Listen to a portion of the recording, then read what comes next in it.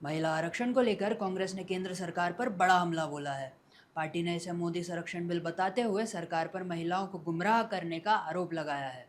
नमस्कार, आप देख रहे हैं खबर नेशन, वंश यादव के साथ।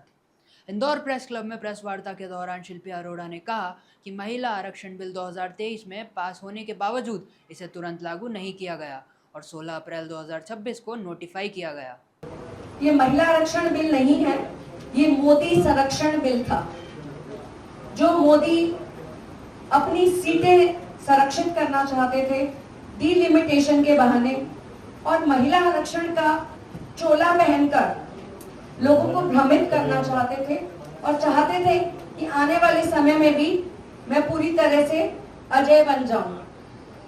गलत तरीके से सीटों का डिलिमिटेशन करने का प्रपोजल दिया गया और मैं हैरान हूं। 16 अप्रैल 2026 को यानी अब से 4 दिन पहले इसका नोटिफिकेशन जारी हुआ। फिर इन्होंने इसका अमेंडमेंट मूव किया गलत तरीके से 2011 के जनसंख्या के आंकड़े लेकर।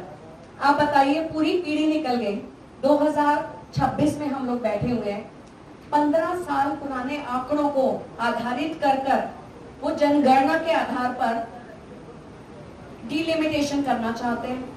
आपका तो कांग्रेस से कोई मुकाबला ही नहीं है। अगर हम महिला शक्ति की बात करें, आप लोग क्या करते हैं?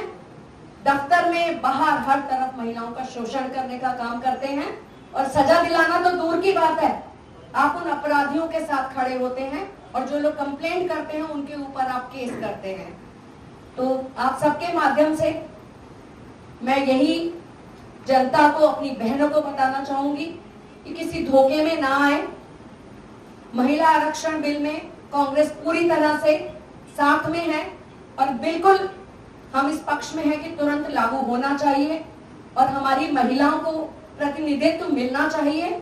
उन्होंने आरोप लगाया कि सरकार महिलाओं के अधिकारों को टाल रही है और राजनीतिक सुविधाओं के अनुसार फैसले ले रही है।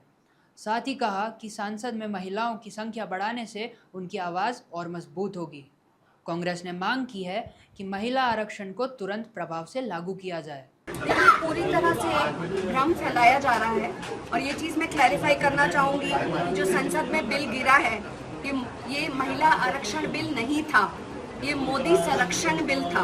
क्योंकि महिला आरक्षण बिल के नाम पर इन्होंने कहीं ना कहीं गलत तरीके से डिलिमिटेशन करने का प्रयास किया और 2011 के आंकड़ों में उसको रेफर किया। असम में ये आंकड़े 2001 के भी उन्होंने जनसंख्या के ले रखे हैं, जो कि गलत है। उनकी नीयत बिल्कुल भी इस बिल को पास करने की नहीं थी। उन्होंने अपोजिशन के साथ सर्वदलीय बैठक नहीं बुलाई, इस बारे में कोई चर्चा नहीं करी, किसी को प्रिपेयर नहीं करा।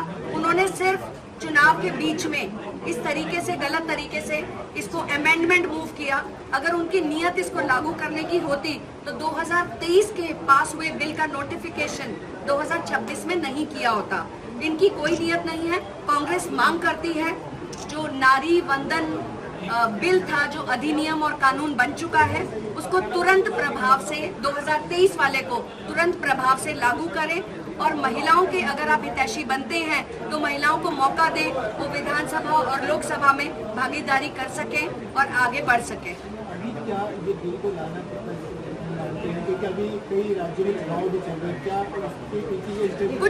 कुछ समझ में ही नहीं आया, क्योंकि ये यू टर्न सरकार है।